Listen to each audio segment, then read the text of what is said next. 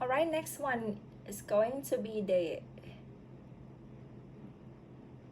stability of the finite difference scheme.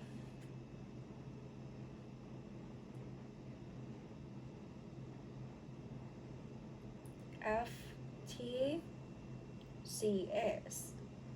So we will write like this. You need to know that when we talk about FTCS, so we apply the finite difference scheme in times and central difference in space. But we skip the word central difference in space because you know that when we talk about the second derivative, you have only one choice, which is central difference scheme, right? And this one for heat equation.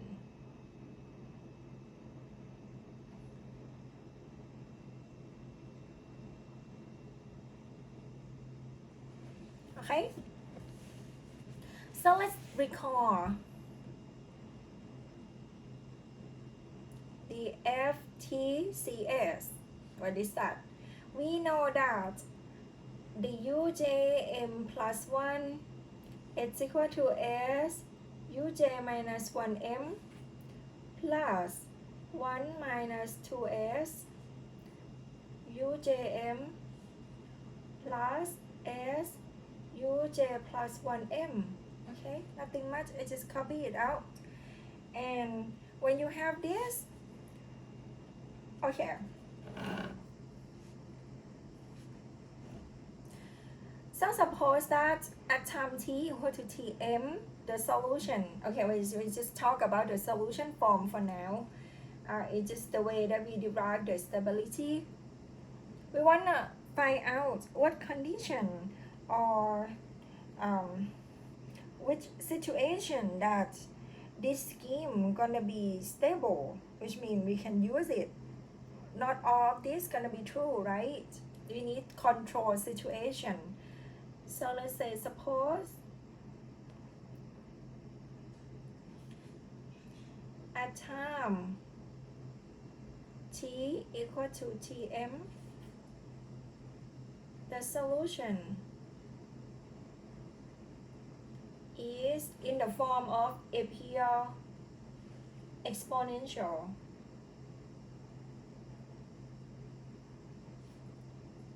Which means we suppose that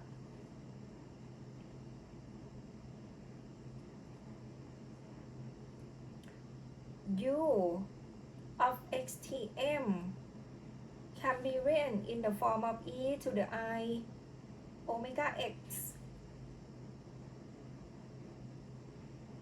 So that if you have u of xj tm, it should be in the form of e to the I omega instead of x, xj.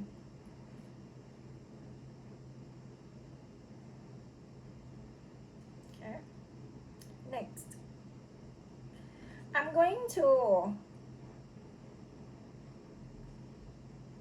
plug in, substitute ujm equal to e to the I omega xj into the FTCS scheme to get what?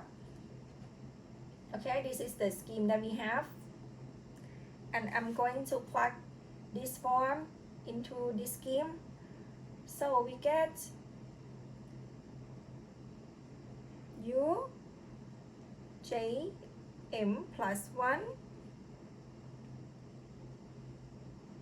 equal to s, okay, uj minus 1 m. All right, let's think about the subscript, superscript here just a little bit. When you talk about xj plus 1, it's what? It's xj plus delta x, right? What about the xj minus 1? xj minus 1 supposed to be xj minus delta x. Okay, this is what we know. And what else that we need here? We also need e to the I theta. What's that? The Euler formula, right? Cosine theta plus I sine theta. Okay, you need to use all of this.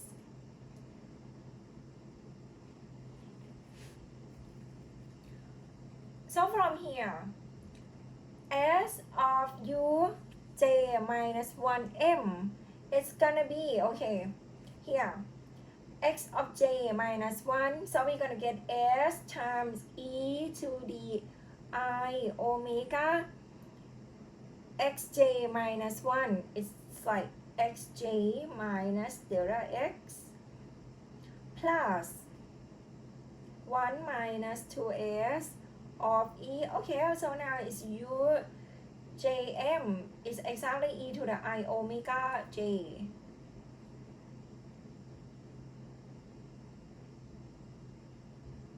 xj, and the last term will be s times e to the I omega xj plus delta x. Here we go.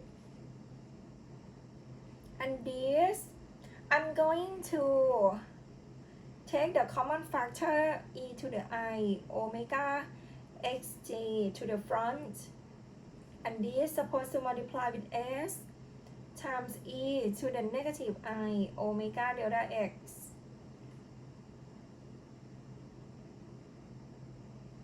plus okay, we take it out, so plus 1 minus 2s and plus another s e to the I omega delta x, you see. Okay, now it's time to use the Euler formula here.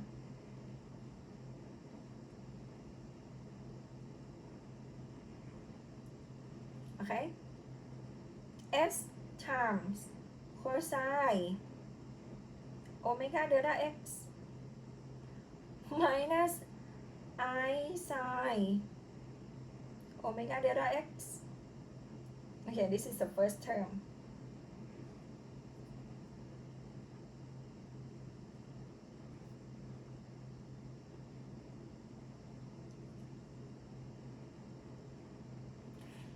Plus 1 minus 2s.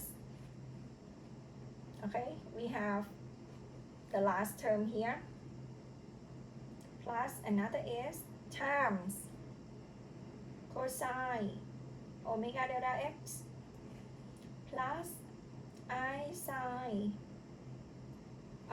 omega delta x.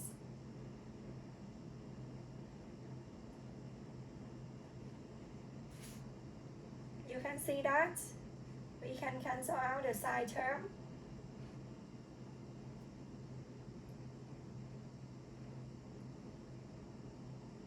What we have left is e to the I omega delta, I omega xj times 1 minus 2s. Okay, 1 minus 2s, we have one s here and the other s here is 2s of cosine, so I just bring the negative 2s to the front times 1 minus cosine omega delta x. See?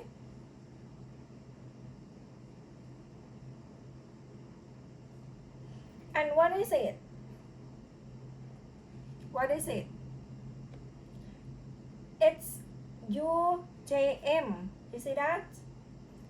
And besides that, we're going to use the identity of cosine to theta. It's 1 minus 2 sine square theta, right? Or you can say that 2 sine square theta is 1 minus 2 cosine 2 theta. You can say that. So from here, I'm going to rewrite UJM plus 1 is equal to what in the bracket here gonna be 1 minus 2s, okay, and 1 minus cosine. Okay, let's look at this term as let's just write 2 theta. So we have 2 sine square. This one gonna be omega delta x divided by 2. See?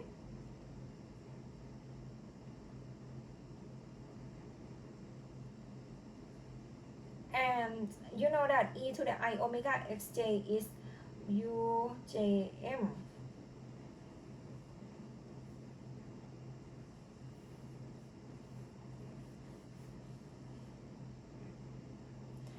Okay, now let's look at this factor right here. It's just like the coefficient of ujm, right? But this we call it lambda, which is called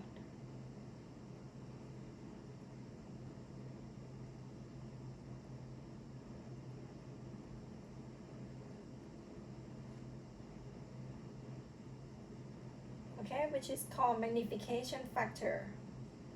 It has a name for that.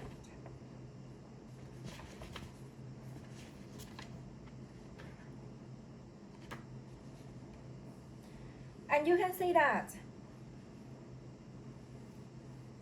if you want to solve this term, we can think of it as lambda. And you can see that if absolute lambda is bigger than 1, you're going to have the exponential growth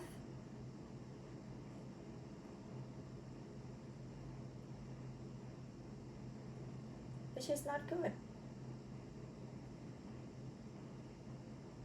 When you solve it, don't forget, it's about derivative, right?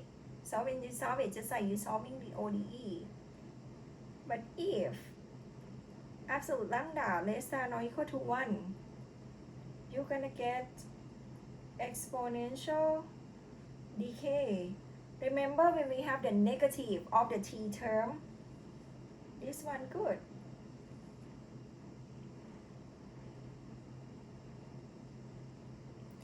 Okay, so we're going to find the condition that make sure that our system or our scheme is stable. Okay, let's record this, the truth about the sine function.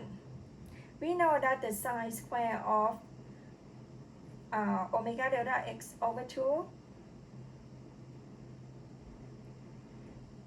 must be between 0 and 1. Therefore, we only consider absolute of 1 minus 4s. Supposed to be less than or equal to 1, you see? Because this term going to be less than or equal to 1. And if we want it to be less than or equal to 1, this term 2s times what? Times another 2 times 1, so it's 4s. Which means that you have minus 1 less than or equal to 1 minus 4s and less than or equal to 1. Or our s supposed to be between what? 0 and a half. What about s? Remember what about s? Where s equal to k delta t divided by delta x squared. Remember?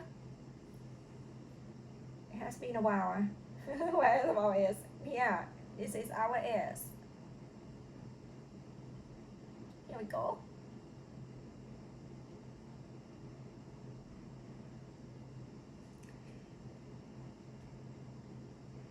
When you know your s supposed to be like bigger than or equal to 0 and less than or equal to 1/2, you know delta t will be positive, delta x gonna be positive, and usually we let k be positive too. So we just ignore the case that k bigger than or equal to 0. Okay, Therefore, we can summarize that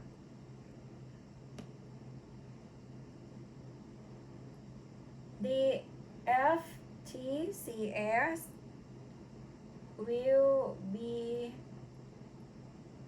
stable if the following condition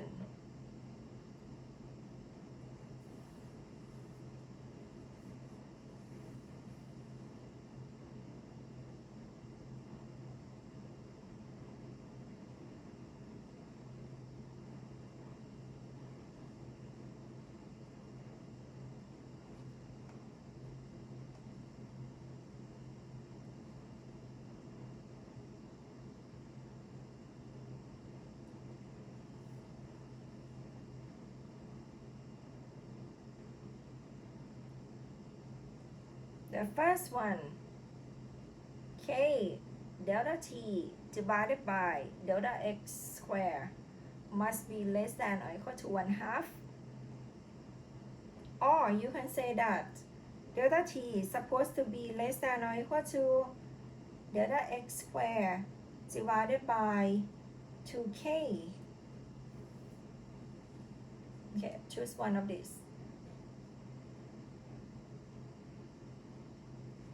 This form or this form.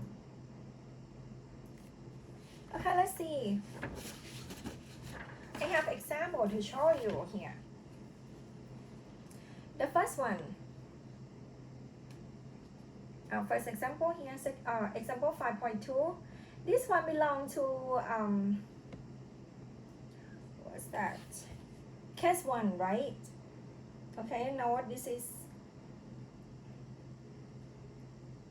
case 1 from the table.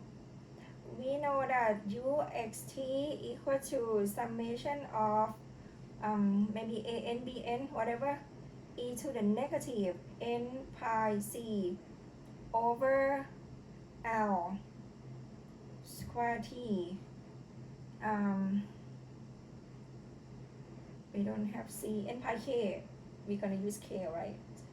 Okay, and times sine n pi x over l. Okay, let's record this solution. And now from here, you know that our k is 1 and our l gonna be 1 as well. And for our fx, remember our fx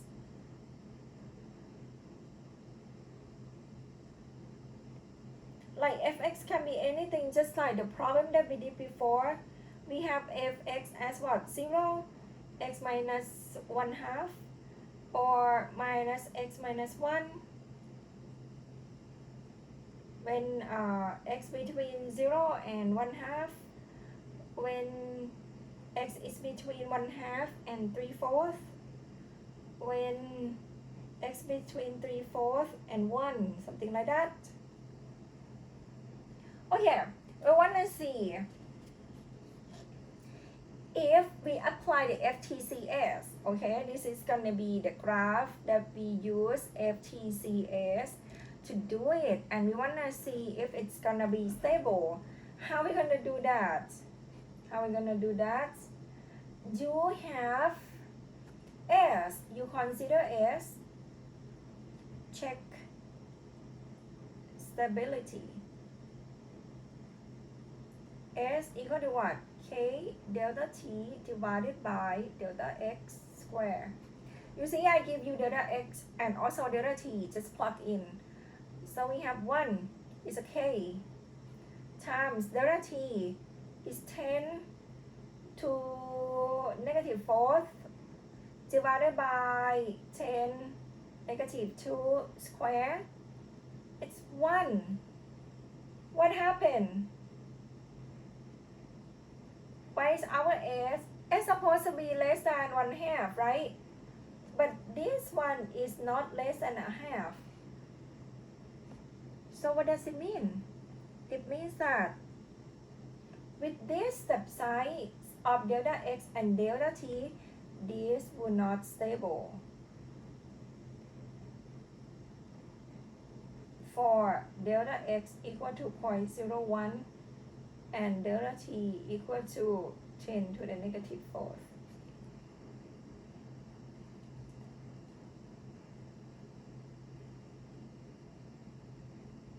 This is gonna be like just sketching the curve, you know, the solution form for you. What about, you can see like it keeps swing. You see the amplitude here is large. That means multiply with 10 to the what? To 135. It's huge. What about here? This one we change the step size of x to 0.01 and delta t is 10 to the negative fifth. What do we have? We get that this one also be the FTCS too. Check the S. K delta t divided by delta x square. See that? And you can see that K is 1, 10 to the negative fifth divided by 10 negative 2 square, which is 10 to the negative 1, which is 0.1, less than a half. So it's stable.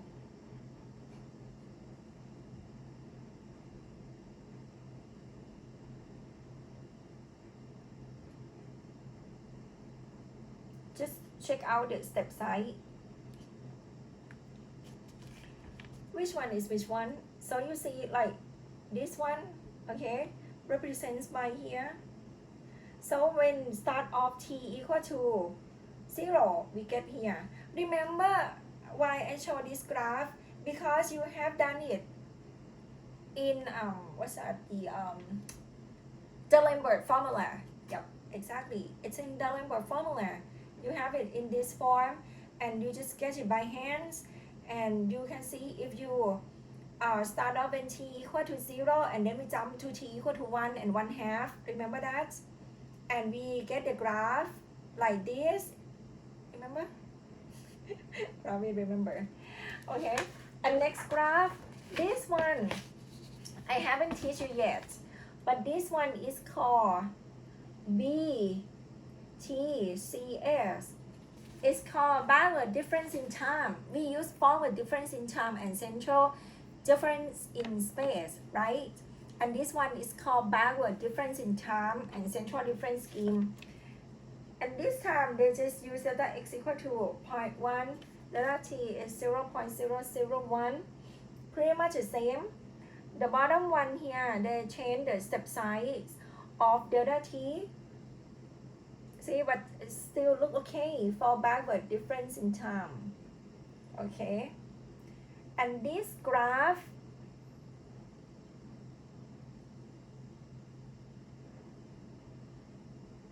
okay.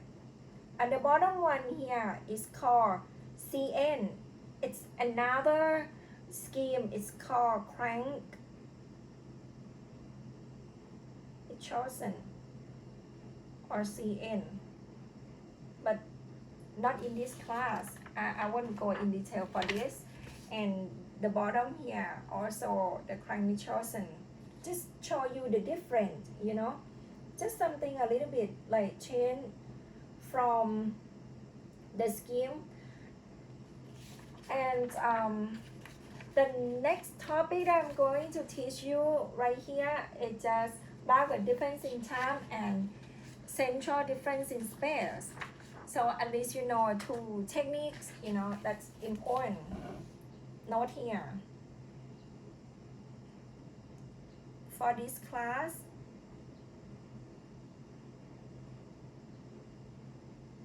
we will focus on FTCS and BTCS. Skip CN. FTCS will be forward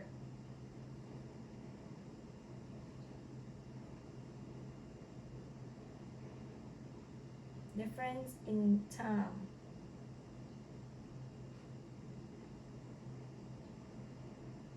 central difference in space BTCS.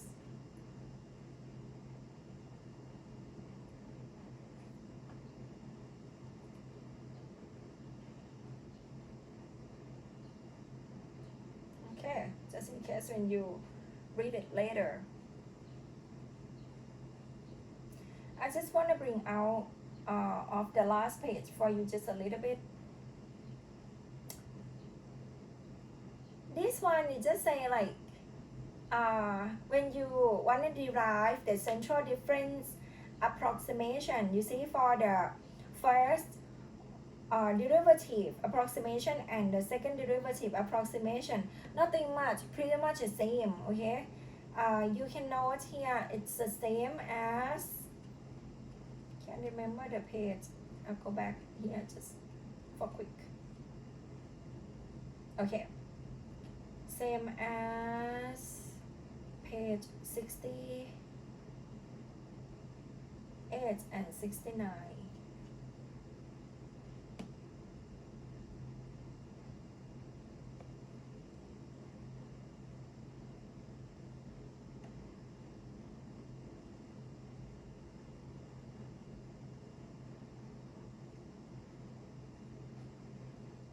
Okay, now let's get back to our section.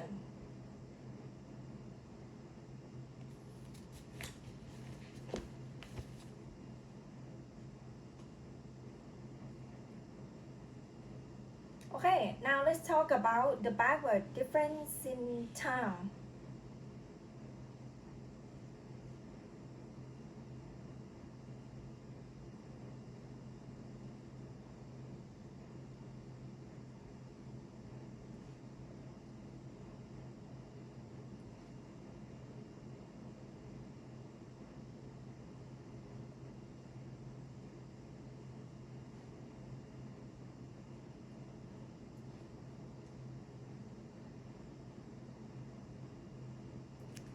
You're gonna see the difference just a little bit, you know, between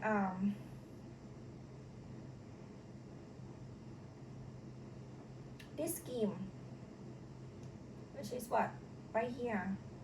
This one is forward difference scheme, and the difference is just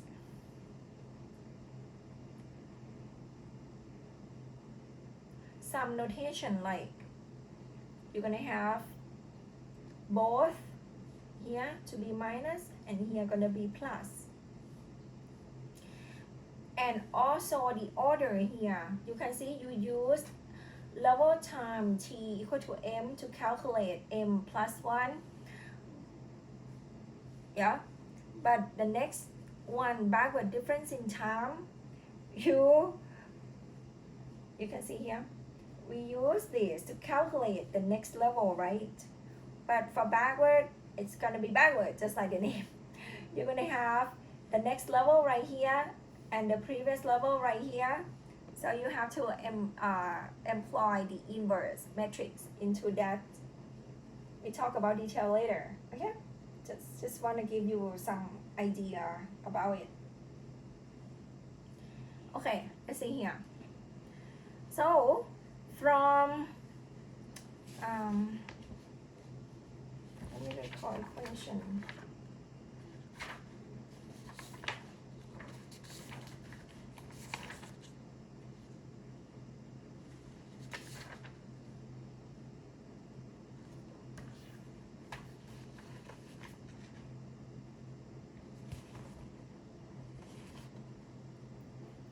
I'm not sure I write equation A. Okay, so recall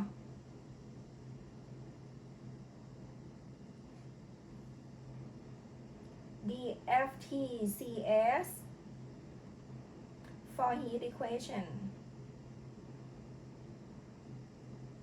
What is it? The FTCS for heat equation, you have UJ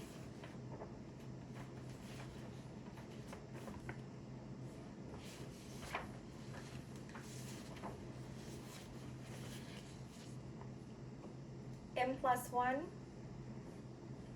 minus uj.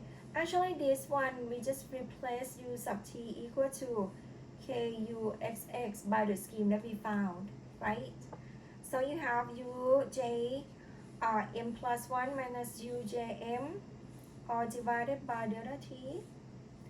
It's equal to k and uj plus 1 m minus 2 ujm plus uj minus 1 m all divided by delta x squared. Okay, and from here actually you just replace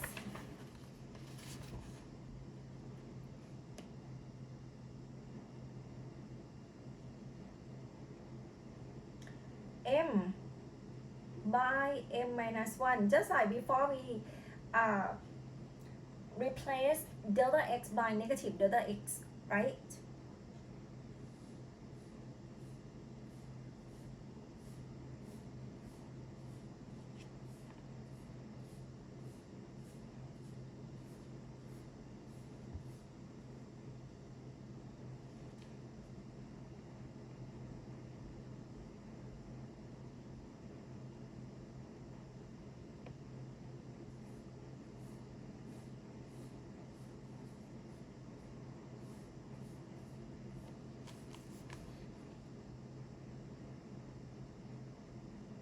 Okay, so we record this, and when you replace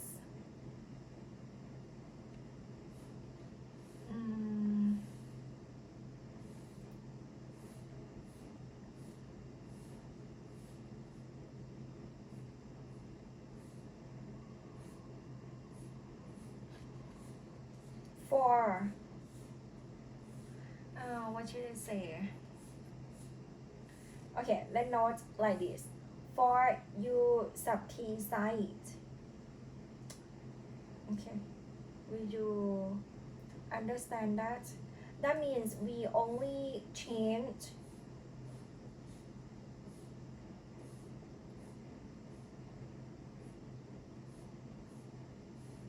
on the left hand side. Okay, we only change on the left hand side.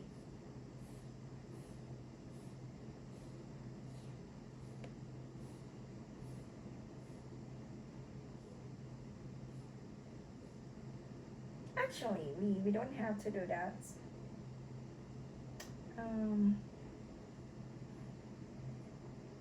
Okay, never mind. It's gonna be like some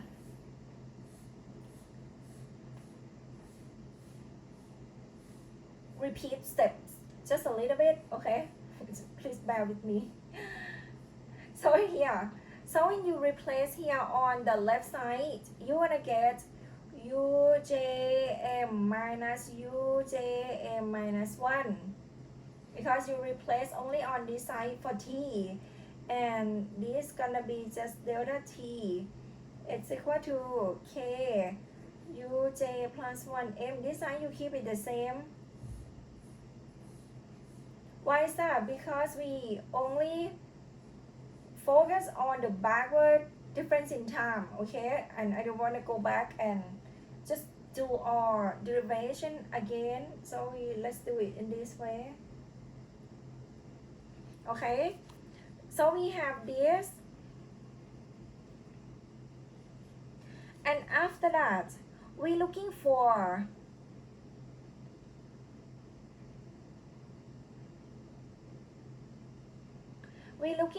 the solution in the next step. You see that we're looking for the solution in the next step. Note here,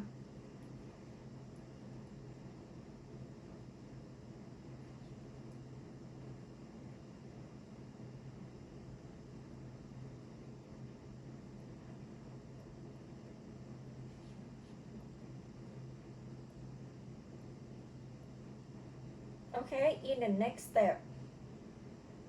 Therefore,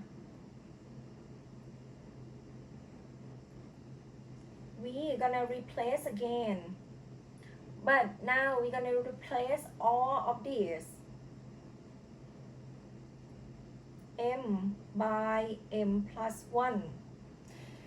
Okay, don't be confused about this.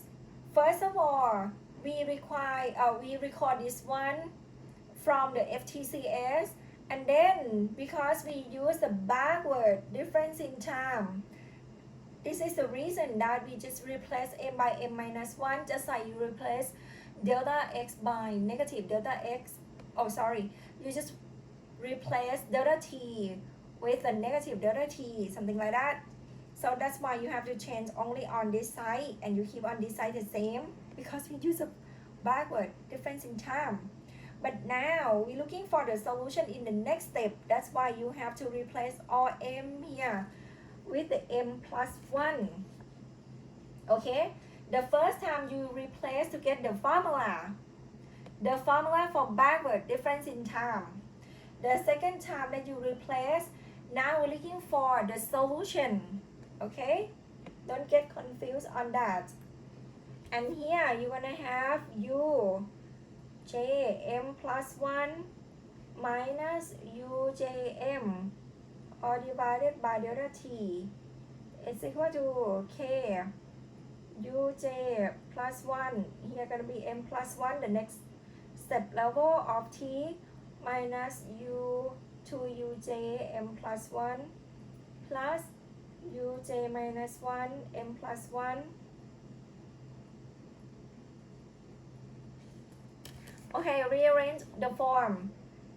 You're gonna have ujm equal to negative k delta t divided by delta x squared times uj plus 1 m plus 1 minus u, nothing much here, just rearrange the form, uj m plus 1 plus uj minus 1 m plus 1 plus uj m plus 1.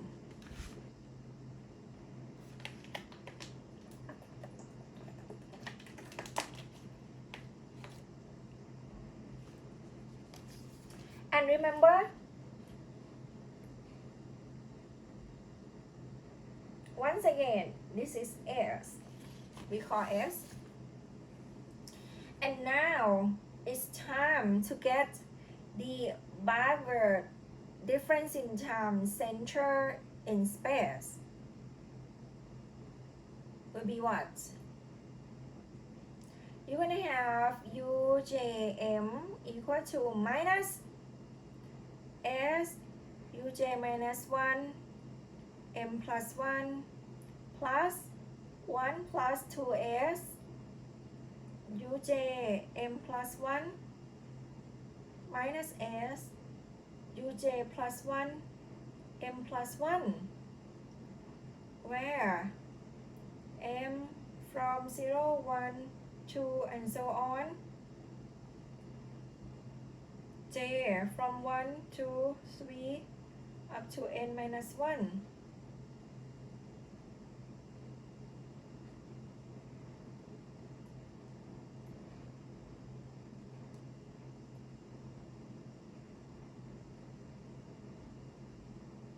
Here we go. Okay, it's time to write down the matrix form. Okay, if you want to write down the matrix form, what you're gonna get? Start off from j equal to 1.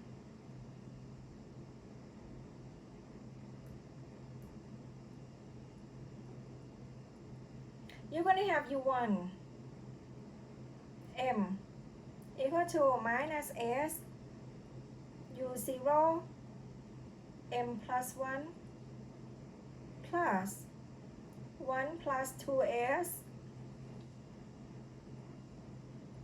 u1 m plus 1 minus s u2 m plus 1, and when j equal to 2, u2m equal to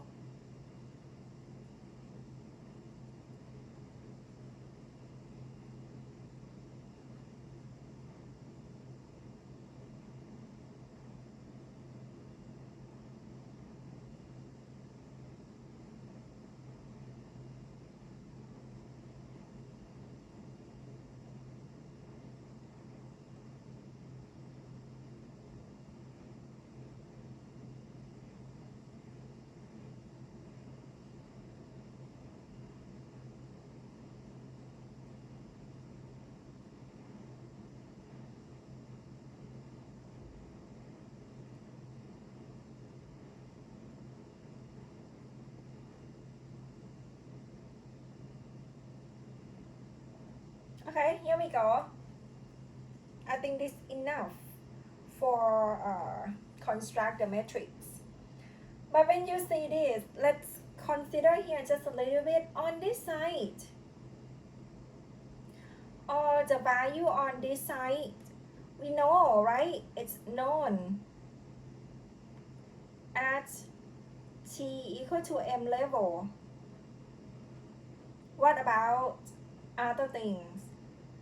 We know also like same problem. So from boundary condition, you know that u0 at m plus 1 must be un at m plus 1, whatever level, it's gonna be 0, right? So this term gonna be 0, this term gonna be 0. What else? So from here we can construct the matrix form. Okay, let's continue down here.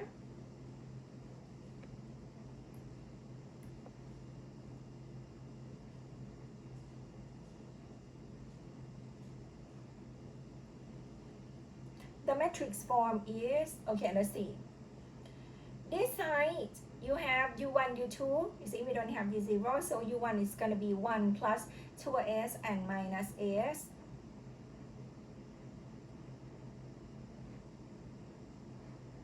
And 0.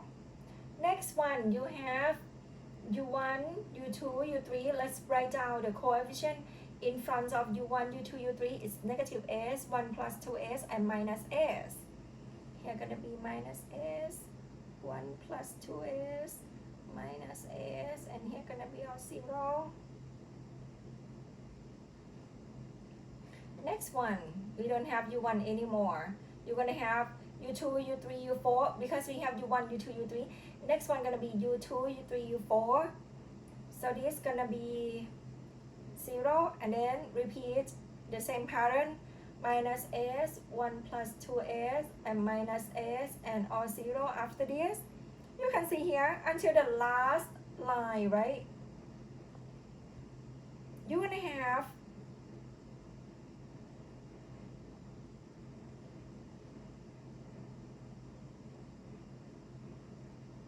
see, and here you're going to get like 0 down here and 0 down here.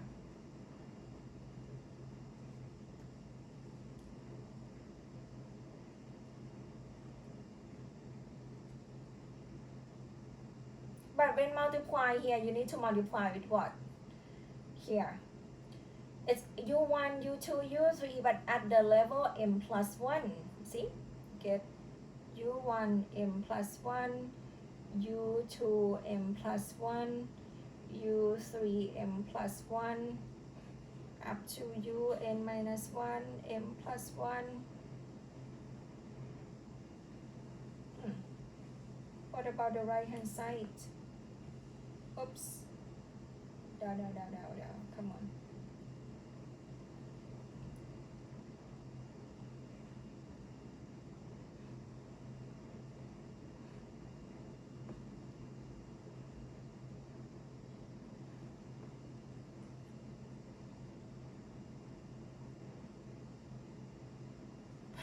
You see that?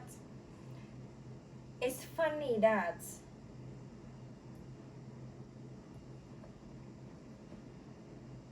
this is all unknown. See? This is the unknown. So how are we going to solve this matrix? Suppose you have the matrix like this one.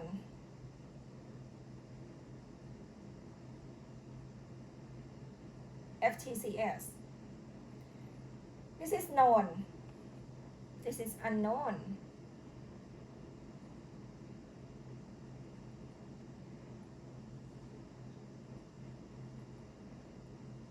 You see, you use the known matrix, like known two matrices, multiply together, and you're going to get the unknown. This makes sense.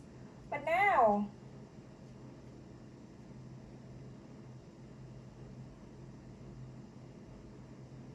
harder. This is known, this is known. but the unknown is here. This one is called sparse matrix. This is called, have you seen before?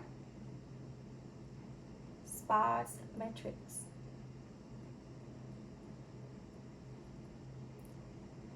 It is in the form AX equal to B, and we want to solve for X.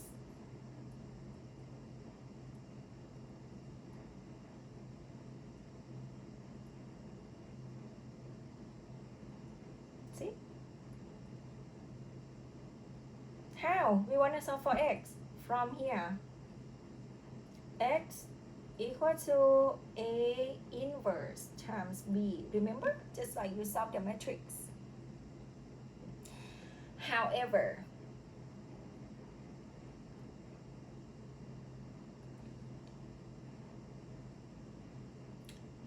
we have the problem.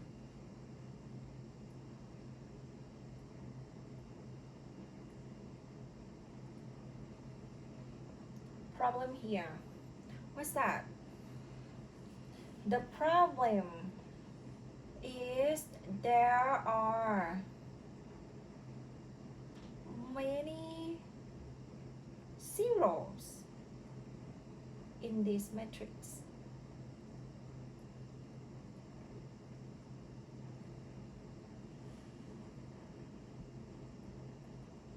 It may not good to find A inverse. Therefore, in the future, the tri-diagonal matrix solver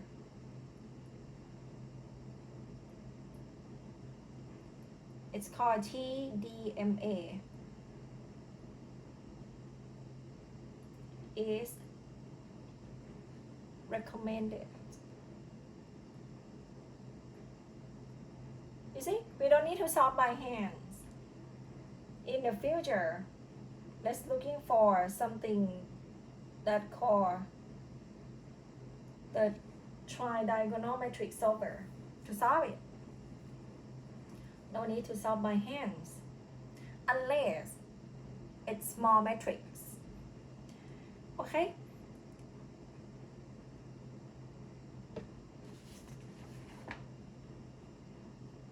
What about the tri-diagonal matrix?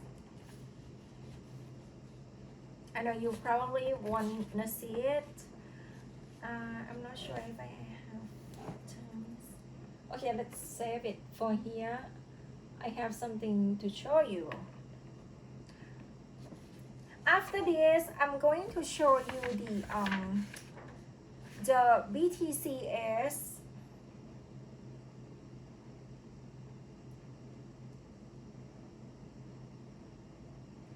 stability.